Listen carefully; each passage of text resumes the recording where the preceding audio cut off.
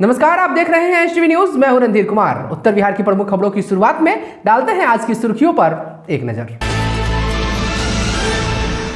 नेताजी सुभाष चंद्र बोस की 125वीं जयंती आज गांधी चौक मोतिहारी स्थित सुभाष पार्क में नेताजी के प्रतिमा पर किया गया माल्यार्पण। प्रेमी संग मिलकर पत्नी ने ही करवाई थी अपने पति की हत्या। मोतिहारी पुलिस ने मधुबन में हुए बबलू सिंह हत्याकांड का किया उद्भेदन। छपरा पटना मुख्य मार्ग स्थित एक चाय दुकान के समीप पलटी बालू लदी ट्रक। दुर्घटना में चाय दुकानदार समेत ट्रक चालक बाल बाल बचे। नरकटियागंज के भसराड़ी पंचायत में जल जमाव से राहगीरों और ग्रामीणों को हो रही है परेशानी। सड़क पर चलना हुआ मुश्किल। सुगौली व्यवसायी हत्याकांड में पुलिस ने एक अपराधी को किया गिरफ्तार, भेजा जेल। जयंती पर याद किए गए नेताजी सुभाष चंद्र बोस। रक्सौल में भी पराक्रम दिवस के रूप में मनाई गई उनकी जयंती। आज मनाया गया Motihari plywood glass aluminium and hardware व्यवसायी संघ का 8वां स्थापना समारोह। नए सत्र के लिए पदाधिकारियों का हुआ चयन।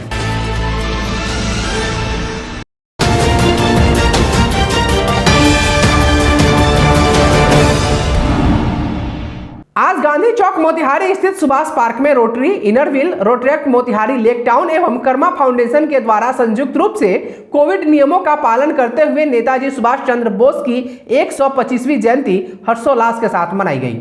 गौरतलब हो कि 1897 में आज ही के दिन सुभाष चंद्र बोस का जन्म कटक उड़ीसा के एक बैरिस्टर परिवार में हुआ था। यही बच्चा आगे चलकर ICS परीक्षा पास करने के बाद भी ब्रिटिश सरकार की नौकरी नहीं करने के लिए त्याग पत्र देकर देश स्वाधीन कराने के काम में लग गया।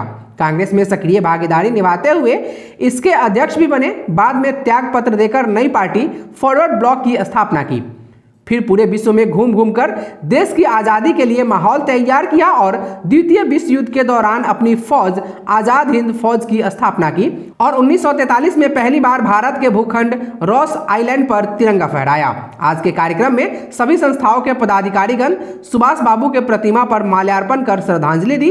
कर्मा फाउंडेशन के कलाकारों द्वारा उनका प्रिय गाना कदम कदम बढ़ाए जा गाकर नेताजी को श्रद्धांजलि दी गई। कदम कदम बढ़ाए जा, खुशी के गीत गाए जा, ये जिंदगी है कौम की, तू कौम पे लुटाए जा। कदम कदम बढ़ाए जा, कदम कदम बढ़ाए जा, खुशी के गीत गाए जा, ये जिंदगी है कौम की, तू कौम पे लुटाए जा। कदम कदम बढ़ाए जा,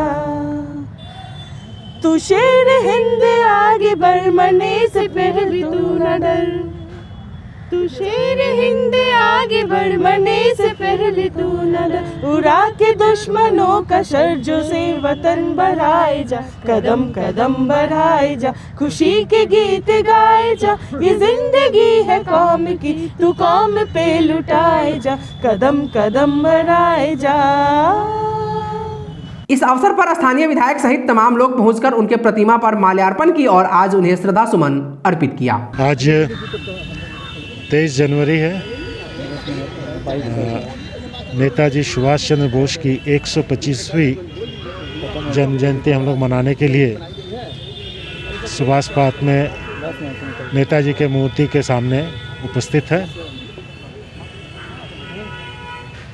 नेताजी हमारे देश के ऐसे एक सच्चे सिपाही, सच्चे हीरो कहेंगे थे, जो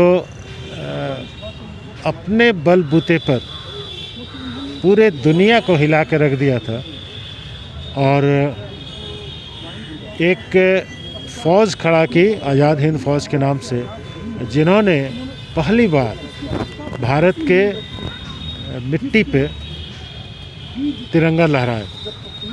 ये अंडमान में रॉस आइलैंड करके एक आइलैंड है, जो जापानियों ने उसको कब्जा कर लिया था। उसके बाद नेताजी उसको अपने कंट्रोल में लिए और वहीं पर पहली बार तिरंगा फहराया गया नेताजी के द्वारा। तो आज ज़रूरत है इनके जैसे लीडर का, इनके जैसे नेता का अपने देश में, जो देश की सर्वांगीण तरक्की में कोई समझौता किए बगैर काम कर सके। नेताजी सुभाष चंद्र बोस का जो जीवन था वो आज भी युवाओं के लिए एक प्रेरणादायक स्रोत है और उनकी जीवन से युवा काफ़ी कुछ सीखते हैं और काफ़ी कुछ देश के लिए किस तरीके से देश के लिए अपने आप को अपने काम को समर्पित किया जाता है, वो हमें उनसे काफ़ी कुछ सीखने को मिलता है। आज हम सभी नेताजी सुभाष चंद्र बोस की 125वीं जयंती मना रहे हैं और यह हमारे लिए बहुत सौभाग्य की बात है। नेताजी का ऐसा चरित्र रहा है जो हमेशा से छुपा हुआ है। उन्होंने जो कुछ भी किया देश के लिए, देश की आज़ादी के लिए, उसको एक अलग तरीके से हमेशा प्रस्तुत किया गया, जबकि वो आज भी उनकी जीवनी हम सभी युवा वर्ग के लिए एक बहुत बड़ा ही संदेश है। उन्होंने जिस तरीके से देश के आज़ादी को अपने तरीके से आगे बढ़ाया, वो पहले शख्स थे जिन्होंने रॉस आइलैंड में भारत का झंडा तिरंगा फहराया था और आज भी हमें ज़रूरत है। और हमारा जो फाउंडेशन है, कर्मा फाउंडेशन, ये उन्हीं के आदर्शों को लेते हुए आगे बढ़ रहा है और हम भी कोशिश कर रहे हैं शहर के जो युवा हैं, जो बच्चे हैं, उन्हें हम उनके शील्ड से बाहर निकालें, उनके अपने कैरेक्टर में उन्हें लाए, वो जो करना चाहते हैं उन्हें मौका दें और ये हम अपने इस उद्देश्य पे हमेशा आगे बढ़ते रहेंगे। पूर्वी चंपारण पुलिस अधीक्षक डॉक्टर कुमार आशीष के नेतृत्व में मधुबन में हुए जघन्य हत्याकांड का मोतिहारी पुलिस ने उद्भेदन कर लिया है। गौरतलब हो कि 16 जनवरी की रात्रि मधुबन में आरा मिल के मजदूर बबलू सिंह की हत्या कर दी गई थी। कहते हैं ना कि जब कोई अपना ही दगाबाज निकल जाए तो फिर जीवन नर्क या उससे भी बदतर हो जाती है। और जब 7 फेरे लेने वाले और 7 जन्मों का साथ निभाने का वादा करने वाली धर्म पत्नी ही अगर बेवफा निकल जाए तो इसे आप क्या कहेंगे। ऐसा ही एक मामला मधुबन से सामने आया है। पुलिस ने जांच कर खुलासा किया है कि प्रेमी संग मिलकर प्रेम प्रसंग में पत्नी ने ही अपने पति की हत्या करवाई थी। पुलिस ने मृतक बबलू सिंह की पत्नी रीना देवी, हत्यारा आशिक माधोपुर निवासी दिलीप कुमार और मिथिलेश कुमार को गिरफ्तार भी कर लिया है। थाना अध्यक्ष राजेश कुमार ने बताया कि मृतक बबलू सिंह पूर्व में दिल्ली के किसी हेलमेट कंपनी में काम करता था। वहीं बांकी टिकम गांव का लालू सिंह भी एस्कॉर्ट कंपनी में काम करता था और लालू कुमार बबलू सिंह के आवास पर आता जाता रहता था। इसी दौरान उसके पत्नी के साथ आंतरिक रिश्ता बना लिया और 16 जनवरी की रात इस जघन्य हत्याकांड को अंजाम दिया। विशेष अनुसंधान दल के सदस्यों को इस हत्याकांड के सफल उद्भेदन हेतु पुलिस अधीक्षक द्वारा पुरस्कृत भी किया जाएगा। पुलिस इस हत्याकांड में मानवीय और तकनीकी आसूचनाओं के आधार पर किए अनुसंधान में एक बेहद मजबूत आरोप पत्र शीघ्र दाखिल करेगी। छपरा पटना मुख्य मार्ग स्थित शेरपुर गांव के समीप बालू लदी एक ट्रक एकाएक सड़क किनारे पलट गई, जिस घटना में पास स्थित चाय की दुकान में सो रहा चाय दुकानदार युवक बाल बाल बच गया। वहीं इस घटना में ट्रक चालक भी सुरक्षित बताया जाता है। प्राप्त जानकारी के अनुसार ट्रक कोइलवर से बालू लोड कर सिवान की ओर जा रही थी। इसी बीच शेरपुर गांव के समीप वर्षों से ध्वस्त NH-19 की पुलिया के किनारे से होकर ट्रक चालक ने किसी वाहन को ओवरटेक कर निकालना चाहा, जिसके दौरान गाड़ी का पिछला पहिया खाई में उतर गया और ट्रक अनियंत्रित होकर सड़क किनारे चाय दुकान के पास पलट गई। इस घटना में दुकानदार के झोपड़ी नुमा दुकान का एक हिस्सा क्षतिग्रस्त हो गया। वहीं इस घटना के दौरान किसी तरह भागकर दुकानदार ने अपनी जान बचाई। वहां मौजूद स्थानीय लोगों ने बताया कि गनीमत रही कि दुकान में सोया चाय दुकानदार युवक बच गया, वरना एक बड़ी अनहोनी की घटना से इनकार नहीं किया जा सकता था। लोगों ने बताया कि गांव के समीप NH-19 का वर्षों से पुलिया की रेलिंग ध्वस्त है, जिसके किनारे ओवरटेक कर निकलने की कोशिश में अक्सर हादसे होते रहते हैं। बावजूद इसके मरम्मत को लेकर जिला प्रशासन का कोई ध्यान नहीं है, जिससे आए दिन यहां हादसों की आशंका बनी रहती है। वहीं बालू लदी वाहनों के कारण दिन रात ऐसे दुर्घटनाओं की आशंका बनी रहती है। 2:30 बजे सुता रही रात के, गाड़ी 2:30 बजे पलटी मारल, हमार ठेला नुकसान भयल, दुकानदारी भी सब ठप भयल और जिंदगी बच गए। अगली खबर नरकटियागंज से है, जहां प्रखंड के बसुरारी पंचायत के बैरिया गांव में जल जमाव से ग्रामीण परेशान हैं। ग्रामीणों का कहना है कि हल्की बारिश में भी जगह जगह जल जमाव के कारण सड़कों पर चलना परेशानी का सबब बन जाता है। ग्रामीणों का कहना है कि जल जमाव की समस्या से निजात दिलाने को लेकर प्रशासन व जनप्रतिनिधियों का ध्यान कई बार स्थानीय लोगों के द्वारा आकृष्ट कराया गया, लेकिन किसी के द्वारा इस समस्या की सूझ नहीं ली गई। वहीं ग्रामीणों का कहना है कि नाला का निर्माण नहीं होने से सड़कों पर जल जमाव की स्थिति बनी रहती है, जिससे राहगीर व वाहन चालकों को काफी परेशानियों का सामना करना पड़ता है। आए दिन इस जल जमाव से लोग दुर्घटना का शिकार भी होते हैं, लेकिन प्रशासनिक स्तर पर इस समस्या के समाधान के लिए कोई भी ठोस कदम नहीं उठाया गया है। स्थानीय लोगों ने इस समस्या से निजात की मांग की है। बैरिया गांव से 1 नंबर वार्ड से यहाँ पे परेशानी ये है कि यहाँ पे थोड़ा सा भी बारिश होता है तो यहाँ पे पानी लग जाता है। यहाँ पे पानी का कोई निकास नहीं है, ठीक है। यहाँ पे हमेशा का हमेशा यहाँ पे पानी का समस्या रहता है, मोटरसाइकिल गिर जाता है, नाली का यहाँ कोई पानी नहीं आता है, ऐसा ही भी पानी आता है।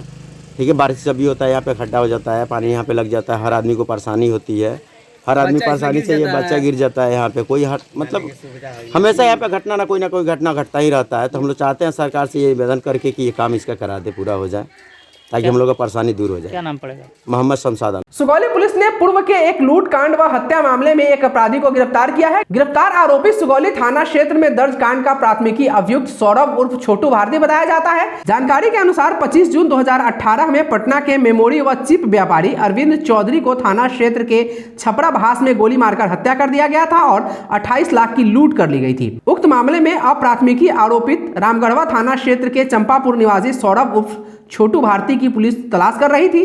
थाना अध्यक्ष विवेक जायसवाल को गुप्त सूचना मिली कि आरोपी रामगढ़वा सुगौली सीमा के समीप आया हुआ है। सूचना मिलते ही थाना अध्यक्ष पुलिस बल के साथ रामगढ़वा पुलिस के सहयोग से धर दबोचा। गिरफ्तार आरोपित से पुलिस गहन पूछताछ कर रही है। थाना अध्यक्ष ने बताया कि आवश्यक कार्रवाई करने के बाद आरोपी को न्यायिक हिरासत में भेजा जाएगा। रक्सौल में नेताजी सुभाष चंद्र बोस की जयंती को भारत विकास परिषद रक्सौल शाखा और कांग्रेस के नेता रामबाबू यादव ने पराक्रम दिवस के रूप में मनाया है। कोरोना प्रोटोकॉल का पालन करते हुए जयंती समारोह का यह कार्यक्रम शहर के कौड़िहार चौक स्थित परिसर के कार्यालय में संपन्न हुआ। उधर विधायक प्रत्याशी रामबाबू यादव ने भी जयंती अपने निजी आवास पे मनाया। कार्यक्रम का शुभारंभ दीप प्रज्वलन से हुआ। तत्पश्चात वंदे मातरम गीत के बाद भारत माता एवं नेताजी के तैल चित्र पर पुष्प अर्पित कर श्रद्धांजलि दी गई। इस मौके पर परिषद के प्रांतीय पदाधिकारी विजय कुमार गुप्ता ने नेताजी के कृतित्व एवं व्यक्तित्व पर गहन प्रकाश डालते हुए कहा कि उनके अदम्य साहस और वीरता के सम्मान में देश आज के दिन को पराक्रम दिवस के रूप में मना रहा है। देश के स्वाधीनता संग्राम में असाधारण योगदान देने वाले नेताजी हम सबों के सबसे प्रिय राष्ट्र नायकों में से एक हैं।